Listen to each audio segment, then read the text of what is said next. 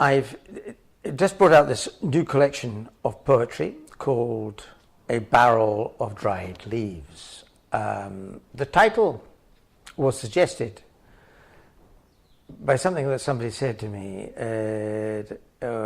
when I read some of the poetry beforehand, and that was, it's not exactly a barrel of laughs. And I thought, well, maybe not, but there is a dry humour in there. And leaves and pages are often the same word in many languages. Freedom, corroded word. Who could sing its anthem now? Who could name the essence of its deflated self? And who, raising some banner high, must not suppress desire to laugh at so much hopeless hope, and cannot but see in their own forceful acts a parody of past. There isn't really a general theme running through the book. It is not about myself and my own emotions. It is about the world and ideas as I see them rather than my own emotions and feelings.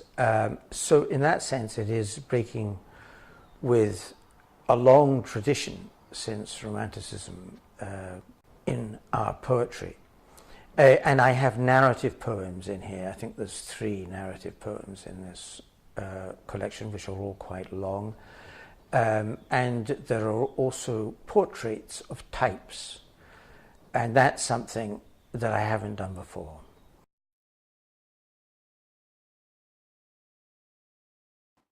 The ribboned city roars its dull cacophony of motor and of light.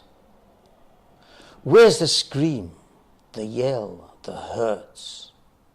Where's the chatter that subverts or cracks its hardened soul with wit?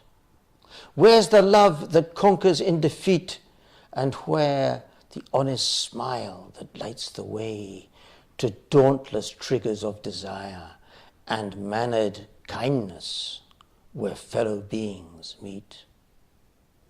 There are no actions, just transactions. Art is a creative industry, and books, paintings, songs, mere products to be sold. To monetize, get the language right. But have you seen the figures for the GDP creative industry creates? It has a purpose now it never had before. It makes money move around, not ideas, and thus is grounded in the real world of stuff. Everything is learnt at school, lawyered, sanitized and processed, not by experience and divergent whims, but by the spec, the hardened rule, the single global textbook on it all. Best practice it is called. It changes. As the accountant, one eye on the market, the other on new income streams, dictates. Change doesn't change. It merely disrupts and offers new business opportunities to the rich. Ah, make a song of that. Edgy is forgotten now, as is common chat. You spoke loudly when first we came to know each other's hearts. You desired above all else the fame of being a woman of many parts. You demanded and commanded my respect and instilled in me a faith in you. Don't get me wrong, I recollect. I loved your song, your plaything, you. Detested plainness in other lives and thought you rose to higher plane. You scoffed at her who strives through life while keeping sane. You claimed the heights of intellect and art, but they caught you in middle-class mores and taught you to love approval, not removal from the self, which alone allows creative acts founded on human justice, not selective facts.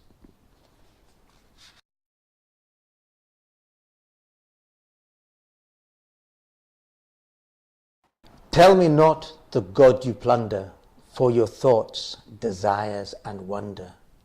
Tell me not the seeds you scatter, vainly hoping to define the matter future brings with stealth and flattery. Tell me not the dreams that move you, soothe you with their promise to you of love and wealth that can approve you for a life of calm and ease. Tell me now, what creature are you who struggles so and stares so far you hardly notice what you do. You smile and laugh and lift us to you. Enigma, humane, hustling being, lost in life and therefore seeing all there is within this moment fleeing.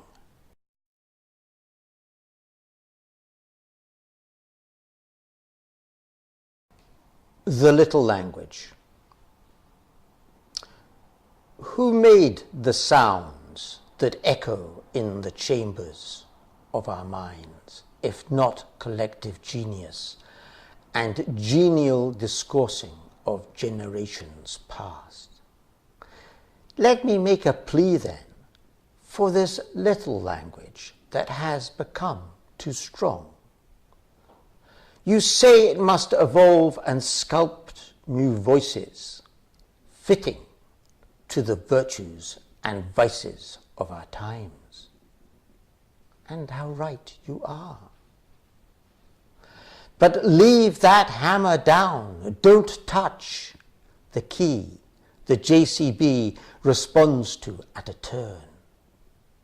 You don't open up and make free our parlance when you shatter all the filigree that holds the nuance and the psalm together in a weave of words rooted in the past. Change of course, or else we die. But do not play iconoclast and leave the dead for dead. In language all is upside down and forward is reverse. That wall you see is paper thin, a construct of our minds. That wall you're knocking down with grand heroic hammer blows builds another one of stone. That tall, it rives us from voices, deceased but not till now, departed from our minds.